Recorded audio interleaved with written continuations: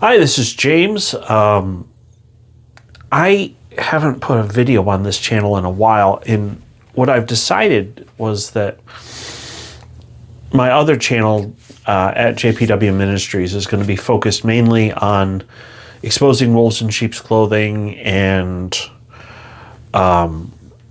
fighting on behalf of those who have been mistreated, especially in the case of Daystar, because quite frankly, Jonathan Lamb should be the president of Daystar, but he's not because of his power-hungry mother. So, but that's a whole nother story, and that kind of stuff will be on the other channel. This channel is mainly about what is a good minister. What separates a good minister, a real minister, from a wolf in sheep's clothing. And I can speak on that because this is kind of like a introduction to me type video, so you can understand how I got to this point. Now, please understand, I can't talk about my current job, okay? Can't talk about where I'm at now because I'm currently at the Central Texas VA in Texas. I'm a federal employee, and I cannot talk about my day job, okay? So don't ask. It's mainly to protect the people that I serve. You don't need to know their names or where they're from or why they're there or anything, because we have this wonderful law called HIPAA, and it's a health information privacy. Heck, I don't even remember what it stands for. But a lot of times when people say it, it sounds like they're saying hippo. It's like, no, it's HIPAA. Something, I know the last A stands for act, but I just know that I don't talk about work when I'm off work. You know, that protects the people that I visit, and we're all good. I can tell you that 15 years ago, and that's why this video is so important. 15 years ago, I started as a chaplain intern at Hillcrest Medical Center. So, in my mind, this is really when I began ministry. There's a process called clinical pastoral education, and what you do is, Antoine Boyson came up with this a long time ago. The model is action, reflection, action. And you go and you see people, you come back and you talk about it with your peers, and you write up a report. Now, the way you change the name of the person you saw to protect their identity, but you present the case to your peers, and they literally, you know, why did you focus on this? Why didn't you talk about this? Why did you avoid talking to this person? And they grill you. And the whole idea is so that you learn about yourself. I did not realize until much later that in part of the process of telling what happened, some stuff is going to come out of your subconscious. In other words, you're literally telling about things that didn't necessarily happen, but it's a part of what's going on inside of you, and then other people can see it and point you out, call you out on it, and it helps you to understand why you reacted a certain way. And I didn't get that until my residency, but once I got it, it was life-changing. So we haven't gotten to that far. So I was there from January until June of 2011. I actually graduated seminary in May of 2011 from Phillips Theological Seminary in Tulsa. Now, I started serving at church in October of 2011. I was a little congregational church in Goldtree, Oklahoma. And those people were so nice. If you try to look it up on the map, you're not going to find it unless You look at the map of Oklahoma, you start in the northwest corner and look at Enid, which is the closest decent-sized city. They have about 50, 60,000 people there, and an Air Force base. Just north of Enid, northwest of Enid, is where Goldtree is. Goldtree only has like 400 or 500 people. There's no stoplights. There's like 6 churches. There's a gas station, but it's not really a gas station. It's literally just 2 pumps with a machine in the middle, and you put your card in it, and you pick which pump you're on, and then you can pump the gas, and it's all self-serve. So, but they're good people. And I was there for 2.5 years, and I had some problems with that denomination, so I left it. I did a second internship at the VA in Muskogee, Oklahoma, and I learned a lot while I was there. The person that was my educator, unfortunately, has passed away recently, and I am forever grateful for. Well, I'm also. I learned a lot under Reverend Dr. Jacob George at Hillcrest, and we're still friends to this day. I learned a lot under Dr. Ken Blank, and I still miss him.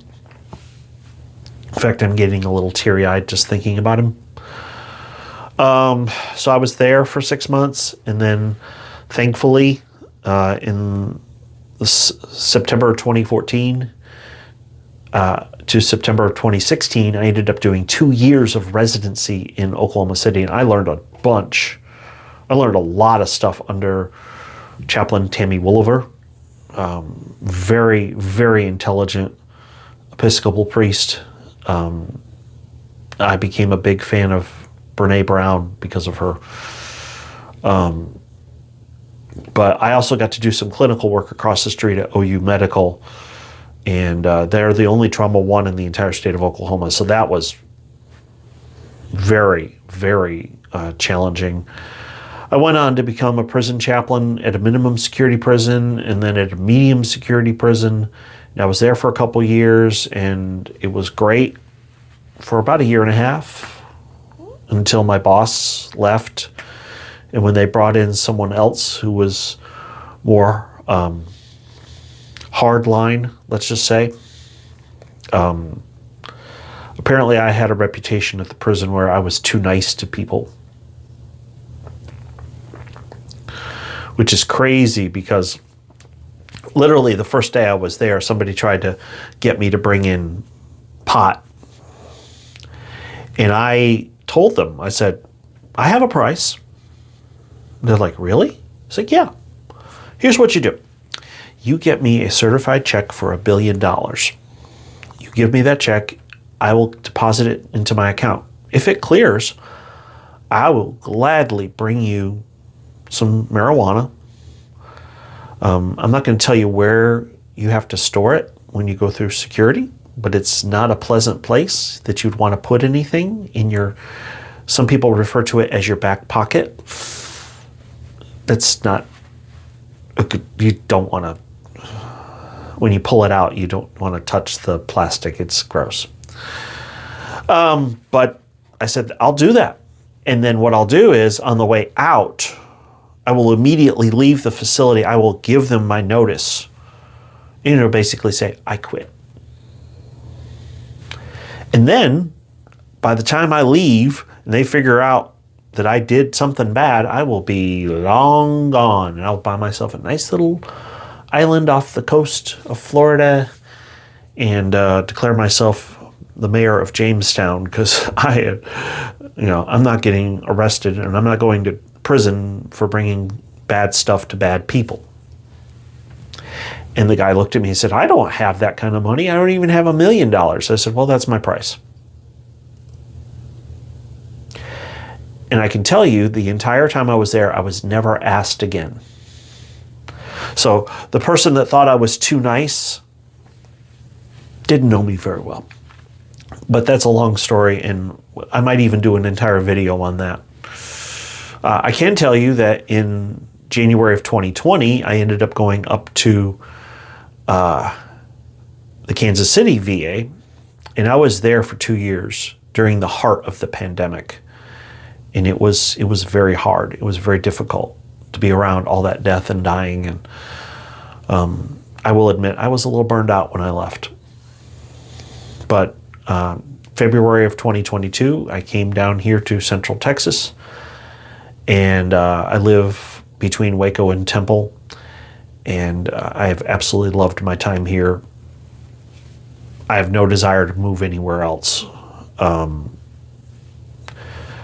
The only way I would move is if there was a position somewhere else in the state of Texas where I could become a supervisor. But I love what I do. And my job is to inspire people to try to give up drugs and alcohol. So that's me. 15 years of ministry. And I also did some supply preaching when I was at the prison. So that was fun. Unfortunately, there was one weekend where I was also working on the side at a football game as an usher. And then I showed up the next day and I was completely exhausted. And I think they were like, wow. What they ended up doing was, because the church that I was supply preaching at was so far away, they found somebody who came on full time, who actually lived in the small town where the church was. Not in Goldtree, it was somewhere else. And I don't blame them. I had no problem at all. So I can tell you that 15 years of ministry experience, and yes, I did do some ministry before I started my first unit of CPE, but that's where I start my calendar because of the formal training that I got during CPE. I have 9 units of CPE. I actually would like to become a CPE educator. But in the meantime, I'm going to share my knowledge with you and try to help you, because if you know what a real minister is supposed to look like, just like a counterfeit expert, they don't study fake bills. They study the real ones. And that way, when they see a fake, they know the difference between the two. And so that's what I hope I can give you. Any YouTube creator should want to add value to the people that watch their channel. And God willing, I can do that for you. So if you are new, please hit like and subscribe. I do want to thank you for being here. Thank you so much for watching and taking the time to watch. Obviously, I want to grow this channel. Please hit like and subscribe. I really need to try to grow this channel. The other channel that I have is about 7,400 subscribers, give or take. And I'm going to keep exposing wolves in sheep's clothing on that one and keep doing what I feel God has called me to do, because quite frankly, I'm not going to stop until Jonathan Lamb is the president of Daystar. And I'm not going to stop until Mike Bickle is in jail, because he did some horrible things to 17 different people. I didn't say that. The third-party investigation at IHOP did. The people at Ticket International have an organization called Firefly. They did an investigation into Mike Bickle, and their findings say that Mike Bickle mistreated 17 different women.